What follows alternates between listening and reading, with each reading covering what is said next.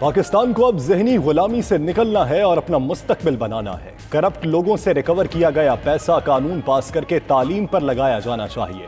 وزیر اعظم عمران خان کی تجویز۔ عمران خان نے ہری پور میں پاک آسٹریا فیکویٹ شولے institute of applied science and technology کا افتتاح کر دیا۔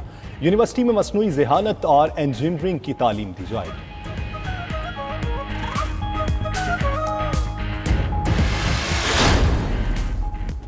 پاکستان کی سیاست سے این آر او ہمیشہ کے لیے دفن ہو گیا۔ وفاقی وزیر شیخ رشید کہتے ہیں نواز شریف اور Asif Ali Zardari N R O کی تلاش میں ہیں۔ نواز شریف بزدل ہیں، وہ واپس نہیں آئیں گے۔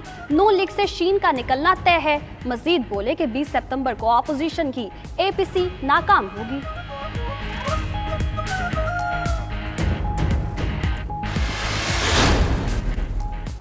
آٹے کی قیمت 8-10 دن میں اپنی پرانی سطح پر آ جائے گی۔ اسپیکر اسد کیسر نے عوام کو نوید سنا دی۔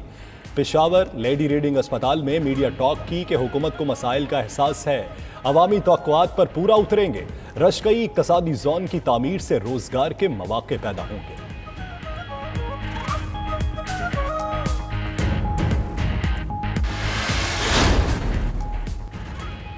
کراچی کے شہریوں کے لیے دوہری مصیبت۔ گرمی کے ساتھ لوڈ شیڈنگ کا دورانیہ بھی طویل ہو گیا۔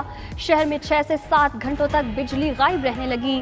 ملیر، قائد آباد، لانڈھی، کورنگی اور شاہ فیصل کالونی کے کئی علاقے متاثر۔ اورنگی ٹاؤن، بلدیہ ٹاؤن، سرجانی میں بھی بجلی کی آنکھ مچولی۔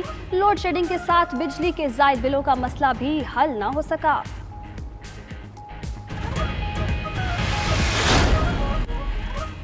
جعلی اکاؤنٹس کیس سے متعلق 3 ضمنی ریفرنسز خارج کرنے کی درخواستیں۔ آصف علی زرداری کی درخواستوں پر فریقین کے دلائل مکمل۔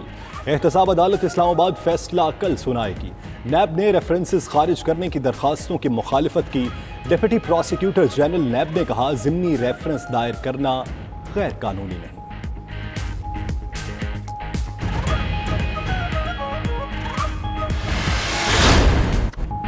نیمار کا آؤٹ ہونا تھا کہ پی ایس جی کی قسمت جاگ گئی۔ فرینچ فٹ بال لیگ میں 2 میچز کی ناکامی کے بعد پی ایس جی کی پہلی کامیابی۔ میٹس کو 1-0 سے شکست دے دی۔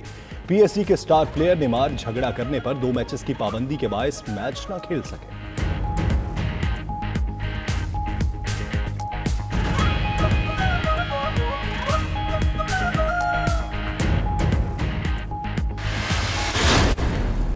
چینی دارالحکومت بیجنگ میں فیشن ویک کا آغاز۔ خوبصورت ماڈلز نے نت نئے ملبوسات پہن کر ریمپ پر جلوے بکھیرے۔ 3D لائٹ سے مزین سیٹ اور مصنوعی برف باری نے شو کو 4 چاند لگا دیے۔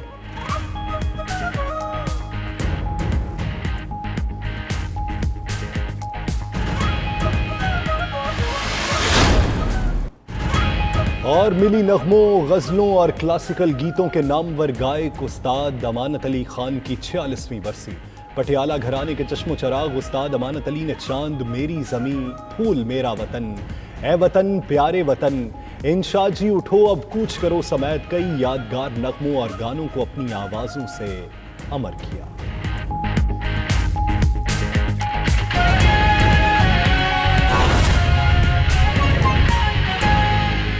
نے بڑا کوئی کام کیا یا میں جیت گیا یا میں نے کوئی یونیورسٹی بنائی۔ انسان کوشش کرتا ہے، اللہ نے انسان کے ہاتھ میں کوشش رکھی ہے، کامیابی تو وہ دیتا ہے۔ تو یہ جو آپ نے ابھی بڑی اچھی باتیں کی کہ ہمارا جو بیسکلی آپ نے یہ کہا کہ وہ جو راستہ ہے پاکستان کو، اس راستے پہ چلنا چاہیے جس پہ پاکستان کو ایک عظیم قوم بنائے گا۔ ہم وہ راستہ ڈھونڈ رہے ہیں، وہ راستہ جو کہ قائد اعظم جس کی بات کرتے تھے، جو علامہ اقبال جس کی خواب دیکھتے رہے، وہ جو راستہ تھا اس راستے سے ہم بڑی دور نکل گئے۔ اور اس کی ایک بہت بڑی وجہ ہے کہ ہمیں ایک بڑی جلدی 15-20 سال کے بعد ایک ڈپینڈنسی سنڈرم آ گیا کہ ہمیں اپنے اوپر کانفیڈنس چلا گیا۔ ہمیں ایک کلونیلزم کا جو ایک بہت کلونیلزم تو ہے ہی تباہی ایک قوم کے لیے، کیونکہ ان کے اندر سیلف ورتھ کانفیڈنس ختم کر دیتی ہے۔ لیکن جو انہوں نے ہمیں ڈپینڈنسی سنڈرم پہ لگا دیا کہ ہم ایک غلام ذہنیت کے لوگ ہیں، جو بھی ترقی کرتی ہے تو وہ مغرب کرتی ہے اور ہم ان کی بس اسے سیکھتے ہیں، یعنی ہم اچھے غلام بن جائیں.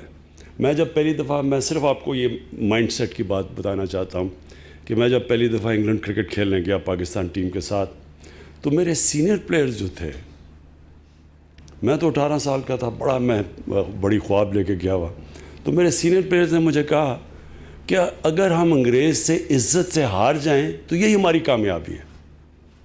یعنی وہ اتنا ایک کمپلیکس تھا کہ ہم ان سے جیت ہی نہیں سکتے. یہی مائنڈ سیٹ ہے ہر جگہ پہ. کیوں نہیں ہم اپنے سائنٹسٹ پروڈیوس کرتے؟ کیوں نہیں ہم اپنی چیزیں ایجاد کرتے؟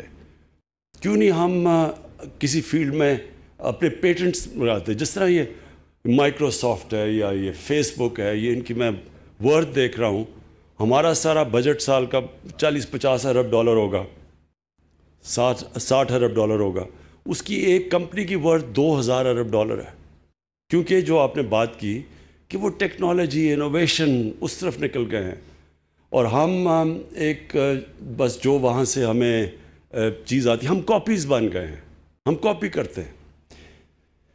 تو یہ جو خواب تھی آپ نے ڈاکٹر صاحب، مجھے بہت پہلے میں ابھی ہمیں گورنمنٹ نہیں ملی تھی کے پی میں، تب سے آپ وہ بات کرتے تھے کہ یہاں ہمیں سیٹ اپ کرنی ہے جوائنٹ کولیبوریشن سے باہر 8 یا 9 یونیورسٹیز کوالٹی کی. مجھے یاد ہے یہ بھی آپ کہتے تھے، اور آپ نے پھر ٹھیک کہا کہ پھر پیپلز پارٹی کی گورنمنٹ آ گئی اور پھر وہ کہتے ہیں دا ریسٹ از ہسٹری. تو اب ہے ٹائم کہ ہم اسی راستے پہ جائیں جس راستے پہ پاکستان کو آتے ساتھ ہی جانا چاہیے تھا جب ہمارا ملک بنا. اور بدقسمتی سے ہمارے جو قائد اعظم تھے وہ زیادہ دیر زندہ نہ رہ سکے، کیونکہ مجھے پورا کانفیڈنس ہے جو ان کی سوچ تھی انہوں نے ہمیں اس راستے پہ لگا دینا تھا. وہ راستہ ہے اب کہ پاکستان اب اپنا راستہ بنائے، ہم اپنے ذہنوں کو آزاد کریں کہ ہم کوئی اچھے غلام نہیں بننا چاہتے، ہم ایجاد کرنا چاہتے ہیں، ہم نیا راستہ ڈھونڈنا چاہتے ہیں، اپنا راستہ. اور وہ آئے گا سائنس اور ٹیکنالوجی سے، نالج اکانومی سے، وہ تعلیم سے آئے گا.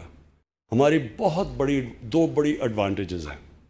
ایک کہ ہمارا دنیا میں سیکنڈ ینگسٹ پاپولیشن ہے، ایک ینگ آبادی ہے. دوسرا ہمارے پاس بڑا ٹیلنٹ ہے. جس طرح ڈاکٹر صاحب نے کہا کہ جب آپ دیکھتے ہیں ہمارے او لیولز اور اے لیولز میں بچوں کی پرفارمنس، تو اس دنیا میں کمپیٹ کرتے ہیں.